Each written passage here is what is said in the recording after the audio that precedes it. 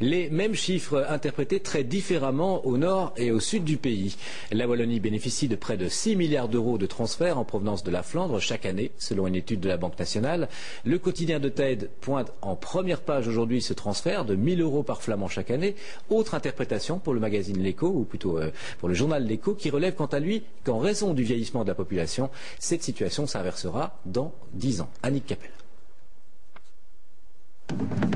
Un peu moins de 1 000 euros, c'est le prix d'un ordinateur portable et c'est ce qu'un Flamand donne chaque année à un Wallon.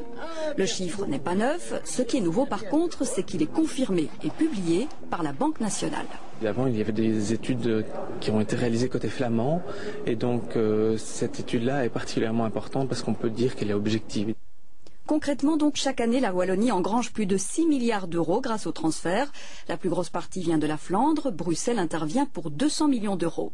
La première cause, c'est d'abord le chômage. Donc le taux d'emploi, comme vous le savez, est beaucoup plus faible en Wallonie et aussi à Bruxelles par rapport à la Flandre. Et donc c'est à ce niveau-là qu'il y a effectivement le plus de transferts. Si on peut diminuer le taux de chômage en Wallonie et à Bruxelles, on peut également diminuer la tension communautaire. Mais ce qui est surtout intéressant dans l'étude de la Banque nationale, c'est que les transferts nord-sud devraient se réduire avec le temps. D'ici 2030, les courbes devraient se rapprocher, celle de Bruxelles devrait même dépasser celle de la Flandre. L'explication, le coût du vieillissement au nord du pays. Les dépenses globales pour les pensions vont être proportionnellement plus importantes en Flandre et donc cela permet de diminuer les transferts. L'étude fait la une des quotidiens L'Écho et de Thaïd, mais les accents sont différents.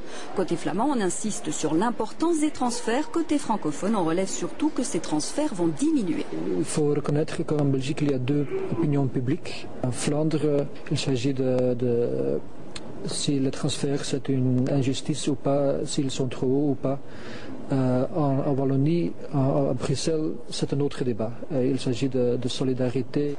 La Flandre attend donc que les Wallons fassent des efforts et pourquoi pas qu'ils inversent la tendance dans quelques décennies.